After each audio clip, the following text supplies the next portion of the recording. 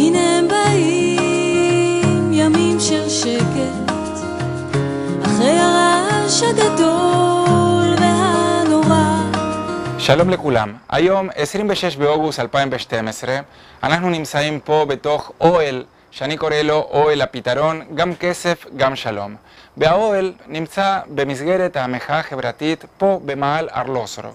כמו שאולי חלק מכם יודע, לפני שנה המחאה החברתית הייתה כה זוהרת שם ברוטשילד, השנה מתקיימת איכשהו פה במאהל ארלוסורוב מה שנקרא, שזה בעצם שטח שעיריית תל אביב הקדישה לא רחוק מתחנת הרכבת סבידור ולא רחוק גם לא ממגדלי עזריאלי. הסיבה שאני הקמתי אוהל 5 מטר על 5 מטר, הפכתי אותו לאולפן טלוויזיה, זה כי אני כל כך רוצה לספר לכולם פרויקט שאני טוען זה הפרויקט שיהפוך את מדינת ישראל למעצמה כלכלית. כי סך הכל אני שומע שכולם מבקשים כסף או בשביל הדיור או בשביל הבריאות כמובן או החינוך. אין ספק שכמה שיותר כסף אתה יכול להזרים למטרות החברתיות, אז כמובן יהיה יותר טוב לכולנו. אבל הסתבר שכסף אין ולגירעון גם לא רוצים להיכנס. מה הפתרון? להעלות עוד את המיסים? כמובן שלא בא בחשבון. להוריד תקציב הביטחון? הסתבר שגם אי אפשר. אז מה שאני רוצה להגיד זה שיש פתרון על מנת שיהיה מספיק כסף לכל המטרות המאוד ראויות, המטרות החברתיות שכל אחד ואחד דורש. עלינו להתחיל לשחק תפקיד מאוד חשוב בכלכלה הגלובלית. והתפקיד שאני זיהיתי זה לא פחות ולא יותר מאשר להיות מרכז לוגיסטיקה של העולם כולו ומרכז תצוגה של העולם כולו. לא לבד כמובן. אני מתכוון בשותפות עם מצרים להשתמש בכל השטח של חצי סיני על מנת להפוך אותו למרכז לוגיסטיקה עולמי, להקים גם כן בבקעת הירדן, בצד הישראלי וגם בצד הירדני, את מרכז תצוגה של העולם. כל הדברים האלה תכף אנחנו נעבור ונראה אותם פה במצגת. אבל המטרה של הוידאו הזה זה גם לספר לחברות הפקה ולעיתונאים שהכוונה שלי זה להפוך את כל המיזם הזה למיזם מתוקשר ולעשות תוכנית טלוויזיה שאני קורא לו The Peace Lobby. ופה אני הכנתי מצגת ותכף אנחנו גם כן נראה את כל מרכיביה. עכשיו כמה מילים על הפרויקט. אנחנו רואים פה את מפת העולם, כמובן עם סין פה באדום וקטן יותר רואים פה ישראל ביחד עם מצרים. החצים האלה בעצם מדגישים מה הזרימה של הסחורות היום שבאות ממזרח הרחוק למזרח התיכון, עוברות דרך סואץ ומגיעות בסופו של דבר או לאירופה או לארצות הברית.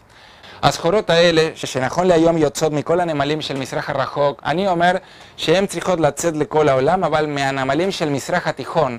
וכמובן כל הסיבוב הזה לעשות אותו במעגל סגור. אני מדבר על מרכז לוגיסטיקה שלא רק של אלפי קילומטרים, אלא גם שהייחודיות שלו זה לא רק הגודל העצום, אלא גם כן הטכנולוגיות שאנחנו עוד נפתח, שכמו שאתם תראו בהמשך, אולי לא בווידאו הזה, אבל כן, כמובן בתוכנית טלוויזיה, איך אנחנו נשתמש בכוח הצפה של המים על מנת לטפל בסחורות האלה ולחלק אותם, להעמיס אותם על רכבות ועל אוניות. זה טכנולוגיה בהחלט ייחודית שאנחנו עוד נפתח אותה ונוכיח אותה במשך ה-15 השנים הבאות. ואז אני אומר, ישראל תהיה מוכנה להציע לסין ב-2025-2028 בערך, אנחנו נהיה מוכנים להציע לסין שותפות. קלו כבר המים, אולי כבר יש באופק אדמה, זוגות מצא זוגות. גם אנחנו נקים את מרכז תצוגה עולמי פה בבקעת הירדן, בחלק הישראלי ובחלק הירדני. לכל אורך בקעת הירדן אנחנו נקים שם את מרכז תצוגה עולמי. כמו שהיום כל ענף בכלכלה יש להם את התערוכות הקבועות שלהם. יכול להיות בהנובר בגרמניה, או יכול להיות בלאס וגאס בארצות הברית או בברצלונה כמובן, או סלון האירונאוטיקה נמצאת כמו שידוע לכם בפריז כל שנה. מה שאני רוצה להגיד זה שמעבר לתערוכות האלה אנחנו נקים מרכז תצוגה עולמית אבל באופן קבוע כל השנה. לא רק החברות של המזרח הרחוק אלא חברות מכל העולם. תחשבו למשל בענף המזון או המכונות של מזון, כמובן האיטלקים, הגרמנים או כל ענף אחר, חברות מכל העולם ירצו להשתתף במרכז התצוגה העולמי. זה למעשה אני קורא לזה פיזיקל פורטל. כמו הפורטלים שבאינטרנט, אונקון אנטרפרייז או עליבאבא או כל פורטל אחר שמרכז שם את כל היצרנים, אותו דבר אבל פיזי, שאתה יכול לגשת לשם, לקחת הדרכה על מכונה מסוימת, לראות את המכונה שאתה רוצה לקנות, ולא רק בשלוש או 4 ימים של התערוכה השנתי, אלא במשך השנה, בזמן שאתה רוצה לעשות את הרכישות שלך, אתה מגיע לאזור הזה של העולם, ואז אתה פוגש שם את כל המכונות, וכמובן, עדיין, לכל ענף יהיה איזה שבוע, שכל המהנדסים של החברות האלה יהיו נוכחים גם באזור הזה. וכדי לסכם מה שאמרנו עד עכשיו, יש לנו את השלט הזה של החזון, שכולל כמובן את מרכז לוגיסטיקה עולמי בחצי סיני, את מרכז תצוגה עולמי בבקעת הירדן. דיברנו קודם גם כן על המעגל הסגור בין מזרח הרחוק למזרח התיכון. זה אני מסכם פה עם התמונה של האונייה הסינית הזו.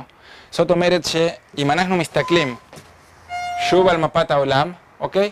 יש לנו בעצם בידיים שלנו חצי מהספנות עולמית. אם היום היבואנים משלמים עבור ההובלה הימית שלהם, חצי מהתשלום הזה זה בידיים שלנו, של 2 שותפים. ישראל, כמובן עם כל השותפים שלה, וסין בקצה השני. אנחנו ביחד בעצם נגנוב את העסק של הספנות, כי חצי ממנה זה רק אצלנו. זה מעגל סגור בין הנמלים של מזרח הרחוק לנמלים של מזרח התיכון. כשאני מדבר על סין בתור עוגן. להתחיל איתו, כמובן זה השותף הכי חשוב, אבל אחרי סין גם מדינות אחרות הצטרפו לשיטות שלנו. קוריאה, הונג קונג, תאילנד. למעשה, כל יבואן בעולם יבין שכדאי להם כלכלי, ועל הסיבות הכלכליות האלה אנחנו נדבר בתוכנית טלוויזיה, כל יבואן ידע שכדאי לו לעבוד לפי השיטות האלה, כי מוריד להם מה שנקרא time to market או זמן הגעה לשוק. אלה מונחים פיננסיים שאתם תראו את זה בתוכנית טלוויזיה בפרקים מסוימים. זוגות זוגות, נצא זוגות זוגות,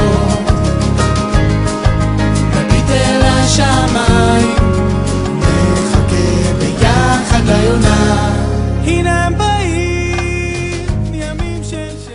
ואם אנחנו מדברים על החזון, החזון כולל גם כן שדה תעופה אדיר, משום שחלק לא מבוטל מהסחורות היום מובלות לכל העולם לא רק על ידי אוניות, אלא גם כן על ידי מטוסים. אם אנחנו נהיה מרכז לוגיסטיקה עולמי, סביר להניח שיהיה לנו גם שדה תעופה בהתאם, עם מטוסים שכל יום או כל שבוע יצאו כמעט לכל יד בעולם. ולא רק בגלל המטוסים של הסחורות, תחשבו גם על הנציגים. דיברנו קודם שאנחנו נהיה גם מרכז תצוגה עולמית. זאת אומרת שמיליוני חברות בעולם ישלחו לאזור שלנו את הנציגים שלהם, וגם מיליוני מבקרים יבואו לראות את החברות האלה. בקיצור, פיתוח של התעופה ופיתוח כמובן של התיירות, של כל היעדים הפנטסטיים שיש באזור.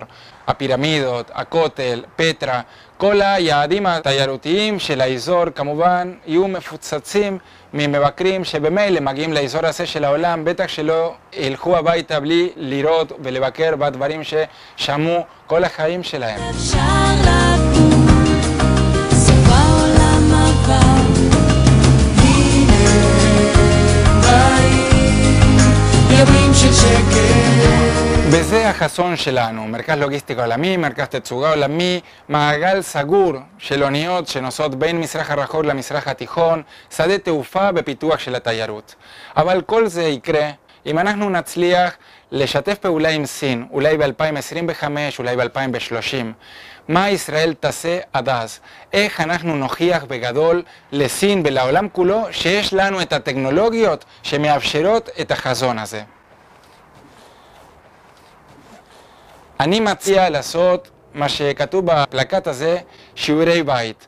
להקים גוף שיתעסק בלוגיסטיקה הפנימית של המדינה. לגוף הזה אני קורא לו איגוד השינוע, וכתבתי פה דואר סחורות. למעשה אני רוצה שניקח נכס ששייך לכולנו.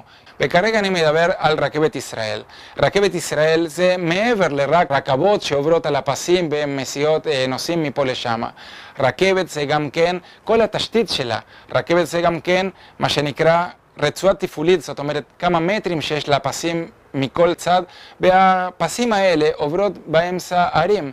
זאת אומרת שאם אני רוצה מחר להקים גוף שיהיה לו בכל עיר מחסני לוגיסטיים, אז אני גם יכול להשתמש ברצועה התפעולית הזו.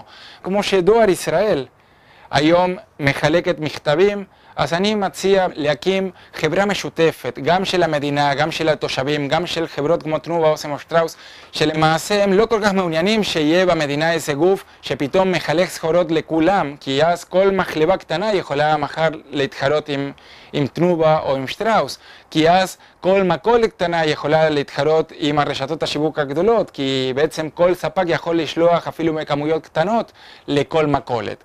אני אומר, אפילו שנגד האינטרסים של החברות האלה, ביחד בכל זאת אנחנו נקים כולנו את איגוד השינוע, שאני גם קורא לו איגוד השכנוע, כי בעצם יש עלינו לשכנע את סין, וככה יהיה לנו הוכחה יומיומית של כל הטכנולוגיות שעליהן דיברנו קודם, של כוח הצפה של המים, ואז שותפינו לעתיד סין, בסופו של דבר תשתכנע שעלינו להקים ביחד את מרכז לוגיסטיקה עולמי ומרכז תצוגה עולמי. דיברתי מספיק על החזון, דיברתי גם כן על הדרך. מה אני חושב שישראל צריכה לעשות ב-15 השנים הבאות? לקחת את חברת הרכבת, להפוך אותה לאב טיפוס, לאיגוד השינוע, לשתף פעולה כולנו כדי להוכיח את הטכנולוגיות האלה, המאפשרות יום אחד להיות שותפים של סין. עם הדברים האלה אני מסתפק לפחות לסרטון הזה, וסרטון נוסף מחר ידבר בעיקר על כל החלק של התוכנית טלוויזיה, שקוראים לה The Peace Lobby, ובה עיתונאים יסקרו את הנושא כולו, ואז נפסיק לדבר על האיום האיראני כדי להתחיל לדבר על ההזדמנות הסינית. תודה רבה.